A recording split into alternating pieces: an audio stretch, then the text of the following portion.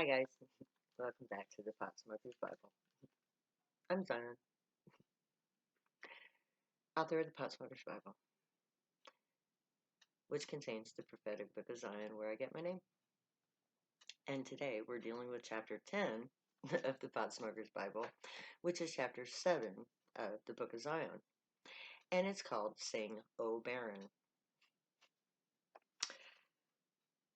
Here we go. This is the chapter that tells my story. I am Zion. I know this because of this chapter. There is not a single sentence in this chapter that is not true of my own life. So, I will tell you my life story. Then, I will tell it through prophecy. I'm a singer. I started to sing when I started to talk.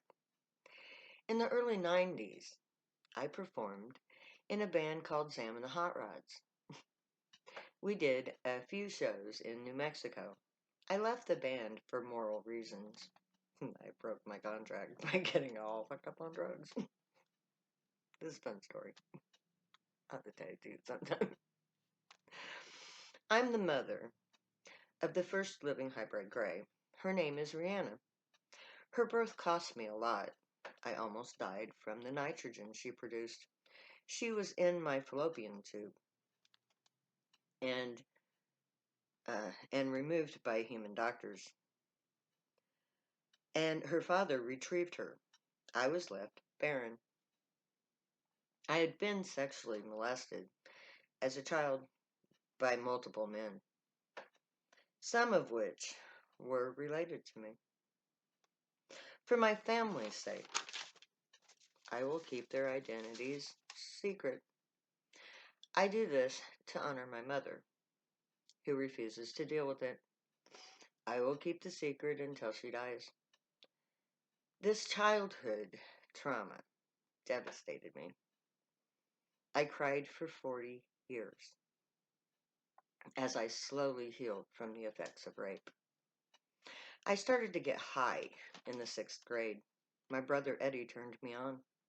By the time I started to remember the events of my youth, I was already telepathic. The Grey tell me that I am a natural telepath. I think it's because of the isolation I felt as an abused child. However, when I started to get high, I activated the telepathic genes in my DNA. In early August of 1979, I cried out to God of Israel by name. I begged for salvation and an end to my pain. That was the year I went to hell without dying. January 1st of that year, I was confronted by my worst abuser. He triggered my forgotten memories of sexual abuse. For 8 months, I lived those rapes over and over again. So when I felt myself going insane, I prayed telepathically to the Grey, not knowing that I was doing so. Because of the sexual nature of my problem, I asked for someone to love. That someone is literally someone chosen for me by what I had perceived to be God. That night, I had a dream. A very rare occurrence for me, by the way. In the dream, I was with the love of my life, a man that I had been forced to leave behind. He hadn't been part of the abuse, and therefore hadn't been part of the horror show in my head. He is the chosen one. But we still aren't back together. So his identity must be kept secret. He must choose me. He must choose to become Messiah on his own. So my beloved Messiah is unnamed to protect him and give him the right to choose me for himself. When I said my prayer that night, I didn't feel worthy of God. I was praying to the God of the Jews, not to Jesus. Jesus hadn't answered my prayers. So I prayed to the God of Abraham, Isaac, and Jacob. I told Issy, my gray, that I wasn't good enough to even ask for help. I was a whore, a plaything for men. I wasn't even a Jew. Who was I to seek the help of the God of Israel? So I reminded the gray that I wasn't the only one on earth who was suffering. I offered myself as a servant to God. I would pledge my life to help him end the suffering of others. That is how I became Zion. I suffered from PTSD for many years, becoming she who travails. In order to heal my mind and body, I had to relive my trauma. It was a very long and lonely time when I cried out in pain, but it was necessary. I was healed by the gray, but it wasn't an instant healing. I had to truly heal myself with their love and support. When my healing reached a level where I could begin to function normally, I started to study the Bible. I was bound to the service of this God. I had felt God, dreamt dreams sent from this God. So I had to honor my part of the deal that I had made. I was at first confused beyond belief. The more I read my Bible, the more confused I got. It just didn't make any sense.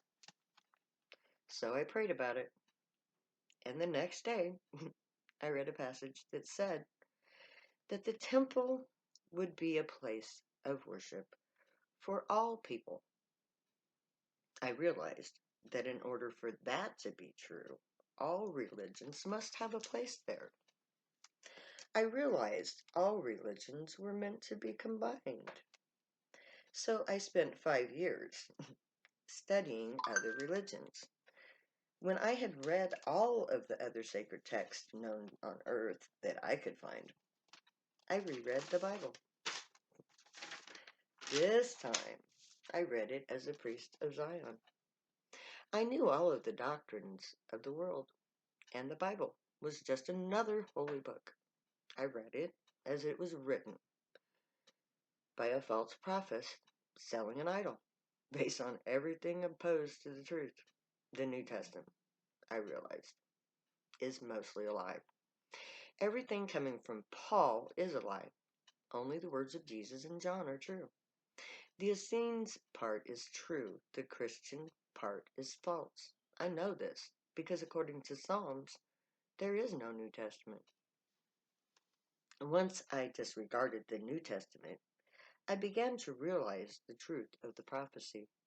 I literally found myself within the pages of chapter 54 of Isaiah. This is my life story. I am a singer who is barren with a shameful youth and a rejected love.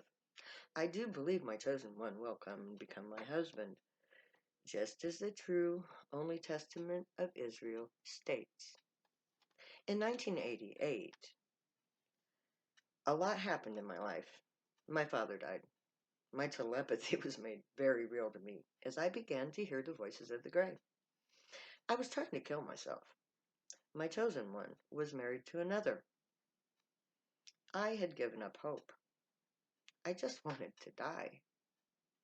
So God began to intercede. My chosen love was abducted. The first thing he said to me in my mind was, "I've been abducted by aliens." He and I were telepathically connected. We are told he was chosen because his energy matches mine. He and I speak telepathically every day. Call us crazy, but he's always with me, even as it was written. Since that day in 1988, I have been learning about the gray, and I have taught them about humanity. I've taught them English. They have taught me everything I need to know to fulfill the prophecy. The most important of all, I have been taught their morality and our mutual history. I've been molded into someone they can trust to help them save humanity. In 2007, I opened the Temple of Zion, a place where I worshiped the Grey, and provided my people with marijuana, the means to contact the Grey. I began teaching the priests of Zion their truth. In 2015, I testified in court as to my religious beliefs and the use of marijuana to serve God. I spent 2 years in prison. Now I'm writing the Book of Zion.